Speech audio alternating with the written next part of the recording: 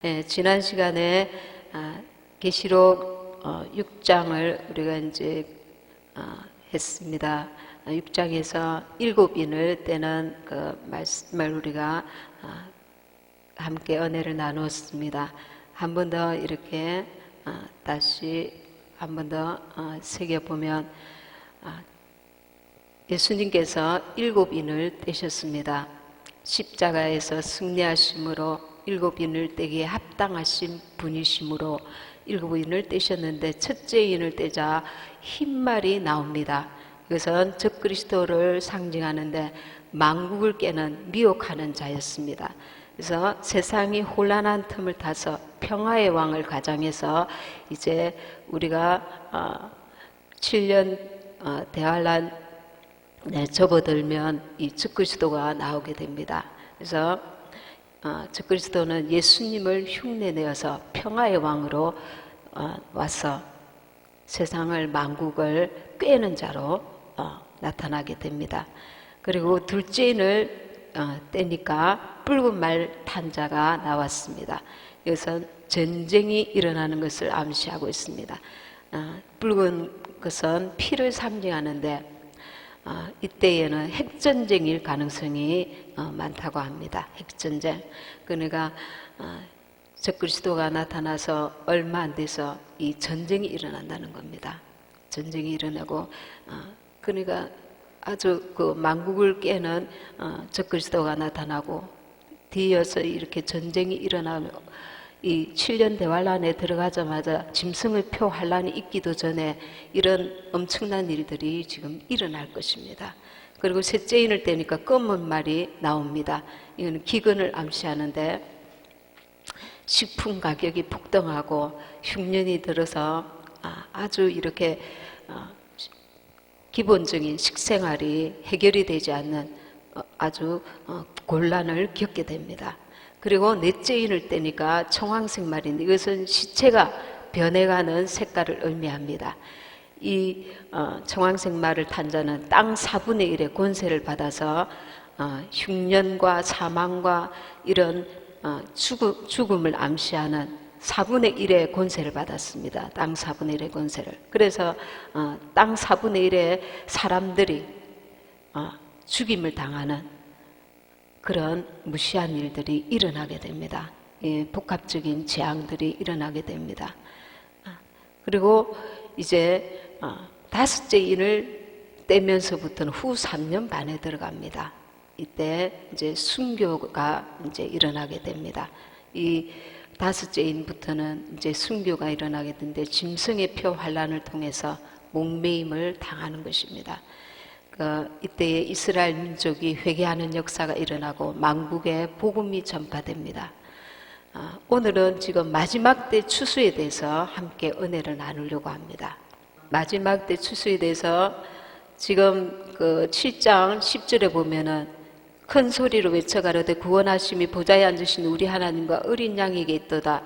그 앞에 9절에 보면 종려가지를 들고 보좌 앞과 어린 양 앞에 큰 무리가 흰 옷을 입고 나왔다고 합니다. 여기서 4장 5장에서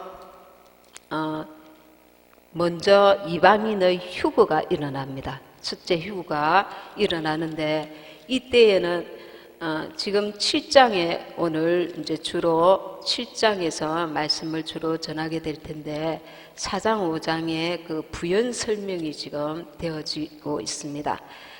4장 5장에서 요한이 24장로들 이방인들의 들림받은 휴거 신부들을 나타내는 그 24장로들이 흰옷을 입고 머리에 금면류관을 쓰고 앉아있는 것을 하늘에 올라가서 어린 양 혼인잔치를 보게 됩니다.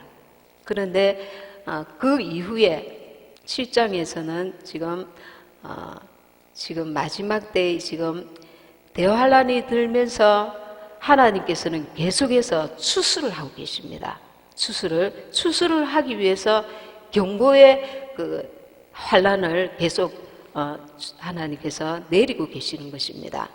네, 7장에서 여러분 7장에 보면 7장 1절에 보십시오. 이일 후에 내가 내 천사가 땅 내 모퉁이에 선 것을 보니, 땅 내 모퉁이는 지금 전 세계를 말합니다.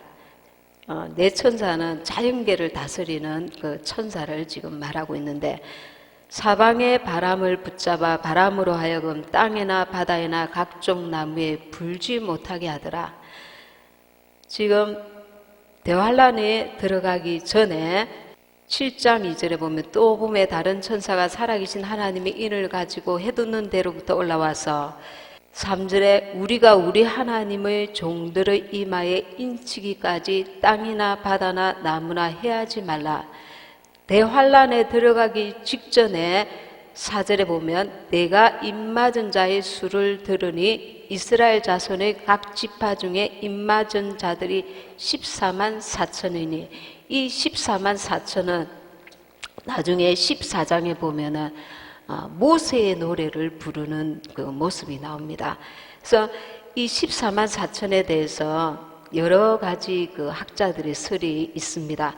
근데 저는 지금 그 설 가운데에 14만 4천이 예수님을 영접한 유대인으로 지금 제가 이렇게 믿음으로 이렇게 봅니다. 그 설 가운데 한 가지입니다.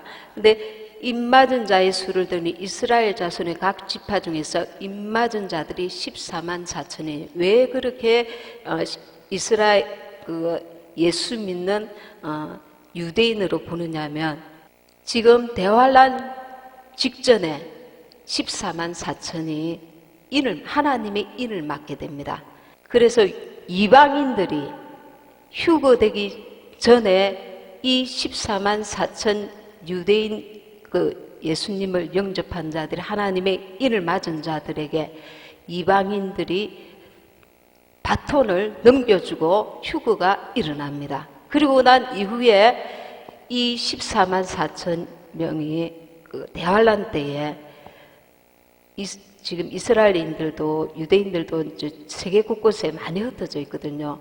이스라엘뿐만 아니라 세계 곳곳에 늦은 비 성령 운동의 역사로 말미암아 세계 늦은 비 성령 운동으로 복음을 전파하게 됩니다.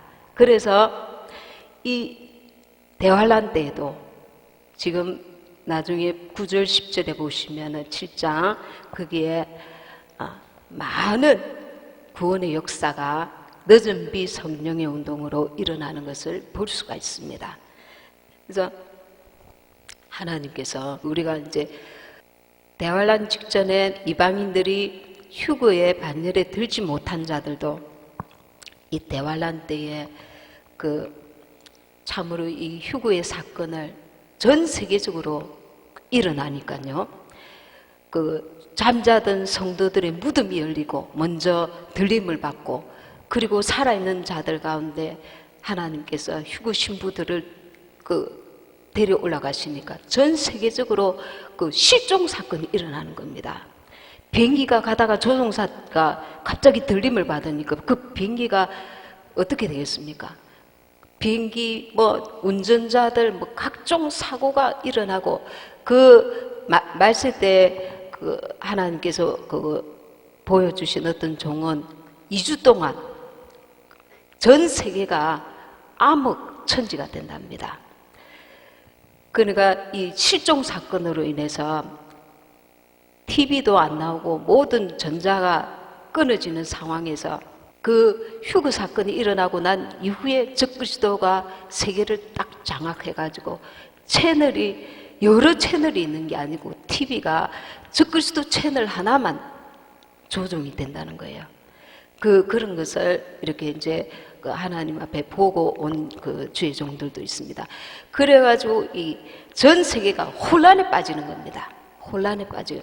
그래가지고 그 이후에 이제 그 남아있는 이방인들 가운데도 남아있는 자들 엄청난 충격을 받겠죠.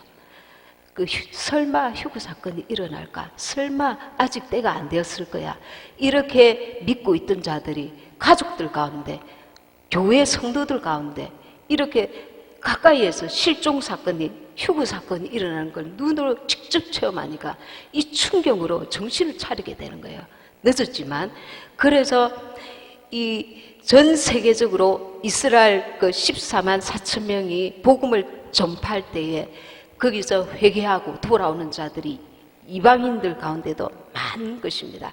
그래서 여기에 지금 7장 9절에 보면 이 일 후에 내가 보니 각 나라와 족속과 백성과 방언에서 아무라도 능히 셀 수 없는 큰 무리가 흰옷을 입고 손에 종려가지를 들고 보좌 앞과 어린 양 앞에 서서, 종려가지는 승리를 상징합니다. 10절에 큰 소리로 외쳐가로되 구원하심이 보좌에 앉으신 우리 하나님과 어린 양에게 있도다 하니, 어린 양은 예수님이십니다.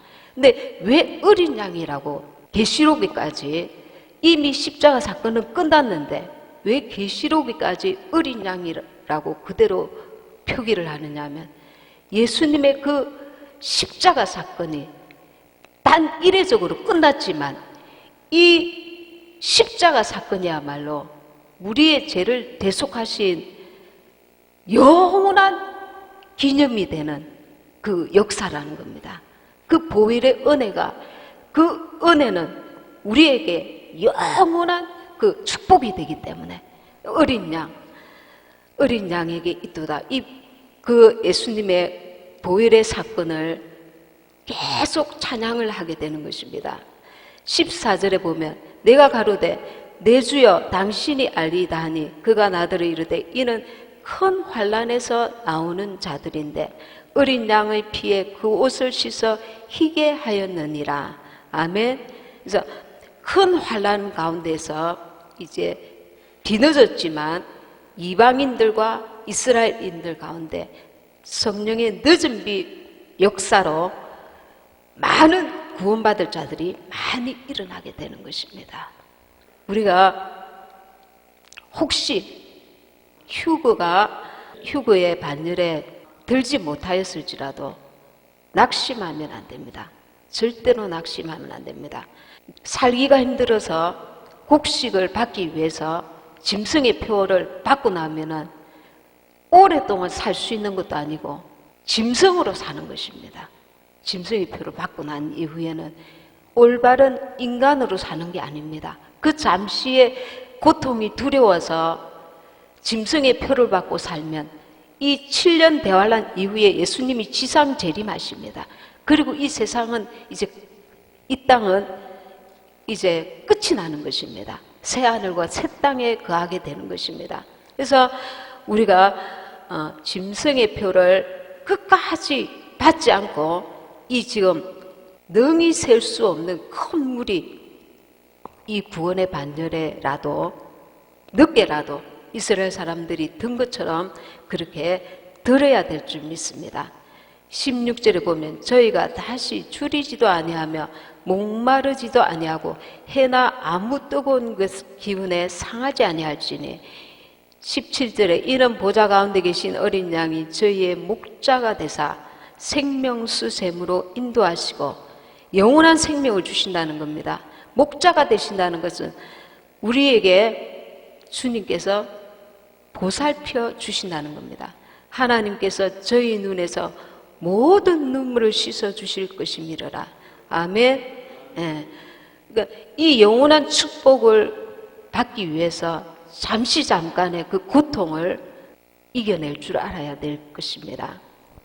로마서 11장 17절에서 26절 말씀에 이 비밀은 이방인의 충만한 수가 들어오기까지 이스라엘의 들어는 완악하게 된 것이라.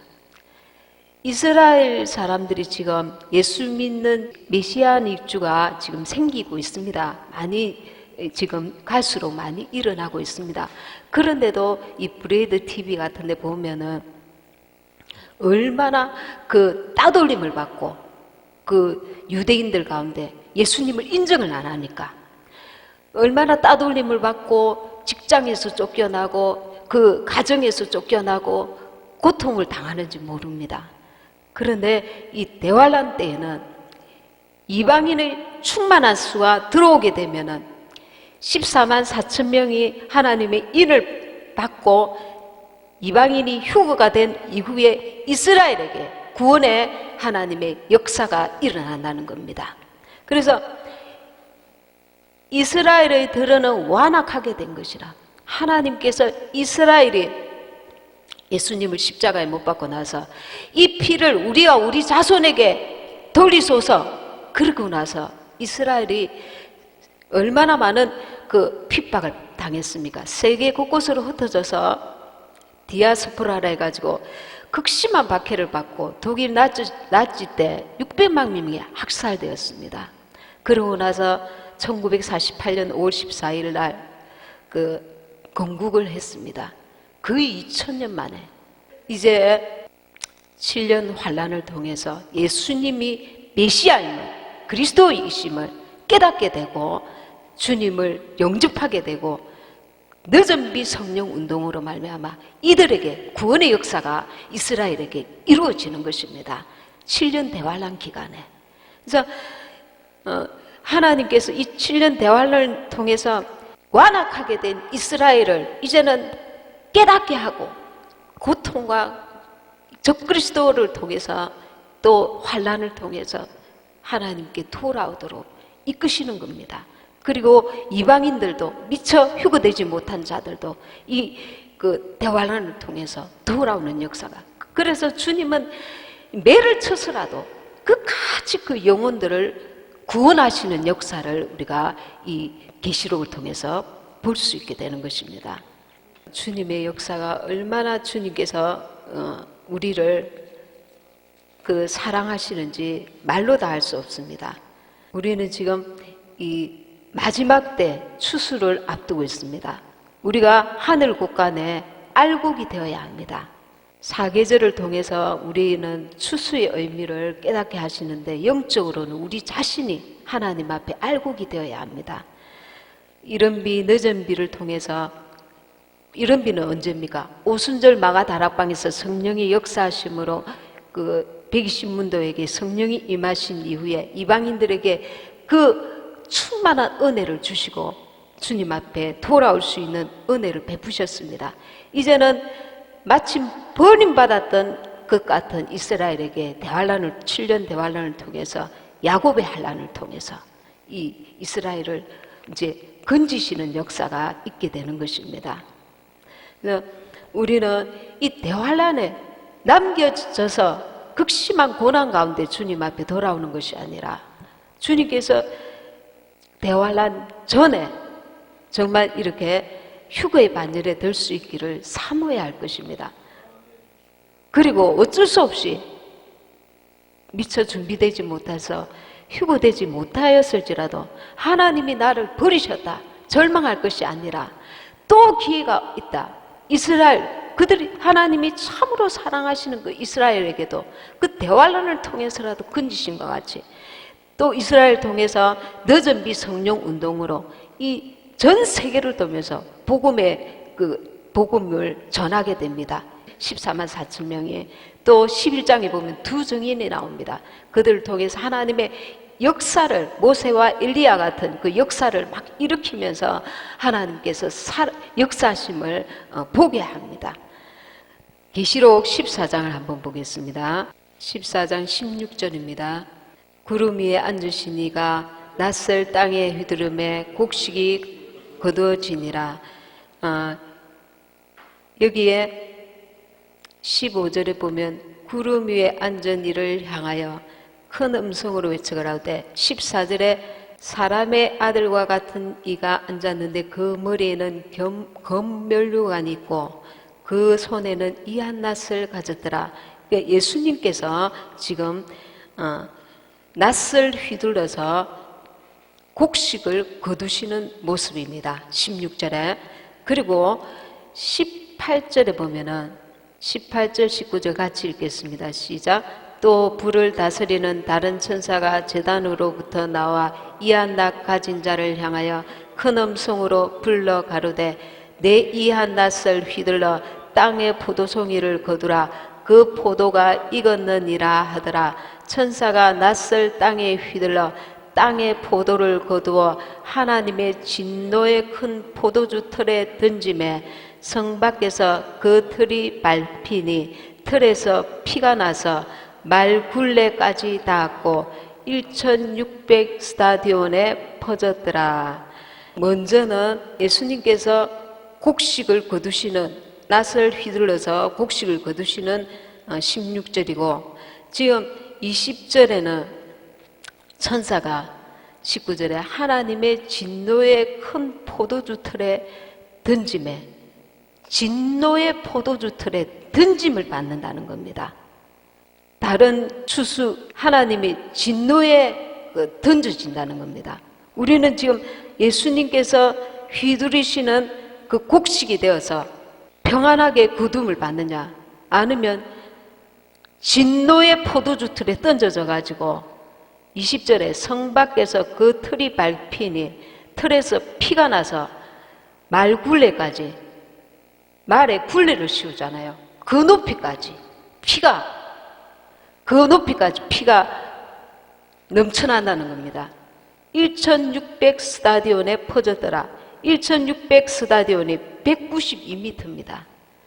그러니까 192m까지 피가 흘러가고 높이가 말 굴레까지, 그 높이로 피가 얼마나 많은 사람들이 진노의 포도주 틀에 던짐을 당한지, 주님의 진노에 던짐 받으면은 그것처럼 불행한 인생이 없는 것입니다.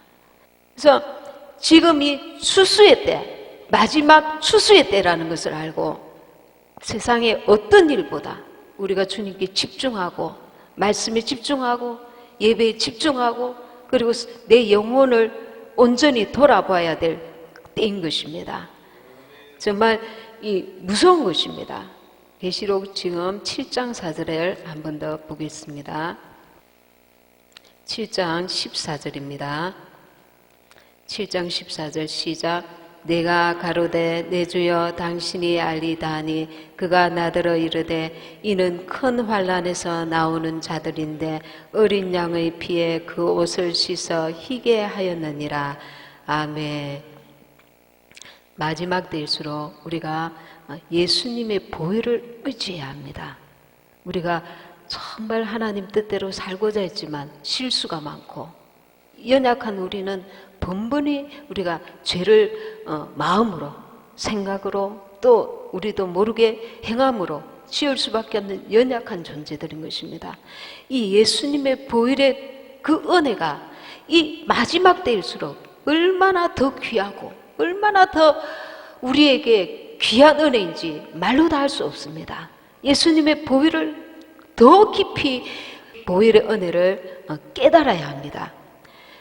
19장 13절에 보면 그가 피 뿌린 옷을 입었는데 그 이름은 하나님의 말씀이라 칭하더라.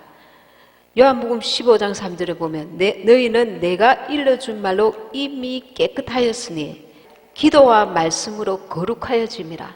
그 말씀 속에, 기도 속에 주님의 보혈이 넘쳐나고 있는 것입니다. 그 우리가 말씀을 가까이 하는 것은 주님의 보혈을 가까이 하는 것입니다.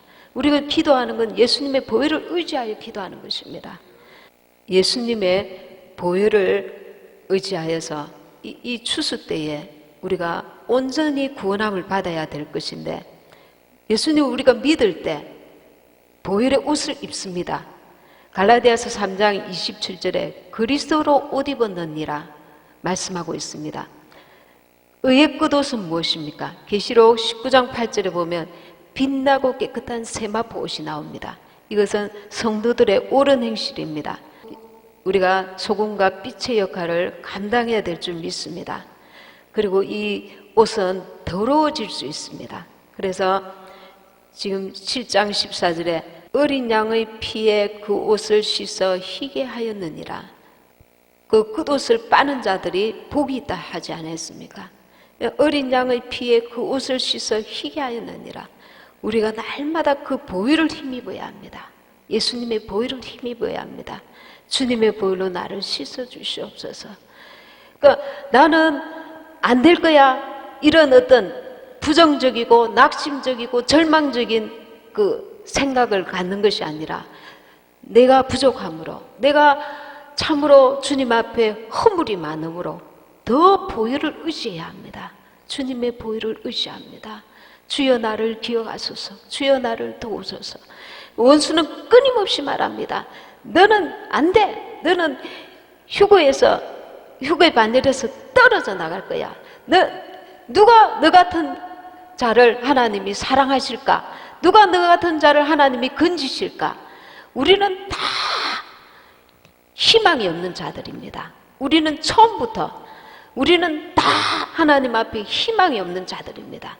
그 보혈을 의지하면 의지할수록 그 보혈의 능력으로 우리가 강하여지고 그 보혈의 능력으로 새로워지며 깨끗해질 수 있는 것입니다. 그래서 마지막 때일수록 주님의 보혈의 은혜가 얼마나 귀하고 그 능력이 얼마나 대단한가, 얼마나 귀한가. 그 보혈의 은혜 앞에 끊임없이 우리는 엎드려서 주의 보혈로 나를 덮어소서. 나는 무능한 자입니다. 나는 허물이 많은 자입니다. 그 세리가 주님 앞에 감히 고개를 들지 못하고 나는 죄인이로소이다. 그런 고백하는지 주님은 우리가 교만한 자를 물리치시고 겸손한 자에게 은혜를 베푸십니다. 끊임없이 겸손함으로 주 앞에 나와서 주여 내게 은혜를 베푸소서. 내가 잘못을 했던, 원수에게 내가 매였던, 실수하였던, 속아서 우리가 허탄한 세월을 보냈든지 간에 이 마지막 때에 더욱 주님의 보혈을 의지해야 될 줄 믿습니다. 그래서 여기에는 어린 양의 피에 그 옷을 씻어 희게 하였느니라. 그들이 정말 많이 애쓰고 힘써서 여기에까지 왔느니라. 그 말씀이 아니라 어린 양의 피에 그 옷을 씻어 희게 하였느니라. 우리가 주 앞에 나갈 수 있는 담대함이 여기에 있습니다. 주님의 보혈을 의지할 때에 그 앞에 담대히 나아갈 수 있는 것입니다. 그래서 우리는 끊임없이 이 마지막 때의 원수가 우리를 여러 가지로 방해하고 고난과 괴로움과 방해를 줄 때에도 세상을 의지하지 말고 사람을 의지하지 말고 내 능력과 내 지혜를 의지하지 아니하고 주님 앞에 담대히 나갈 수 있는 성소에 나아갈 은혜를 베푸신 예수님의 보혈을 끊임없이 의지해야 될 줄 믿습니다. 아멘.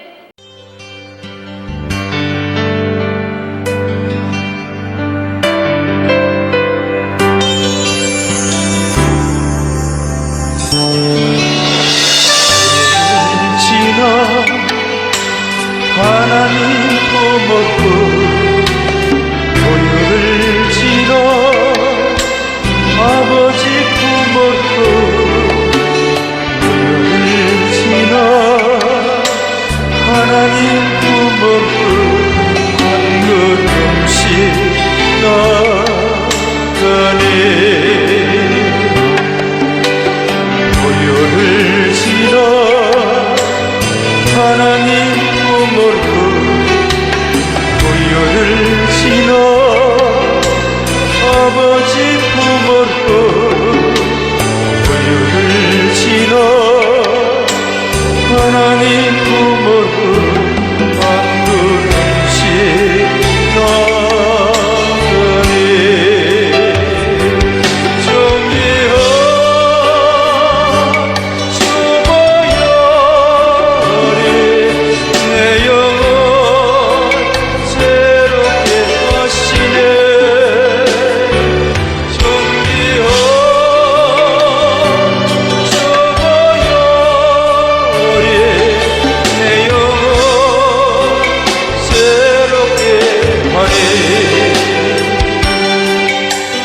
보혈을 지나 하나님 품으로 보혈을 지나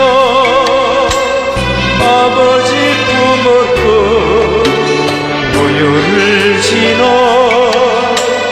하나님 품었고 한 걸음씩 나가네.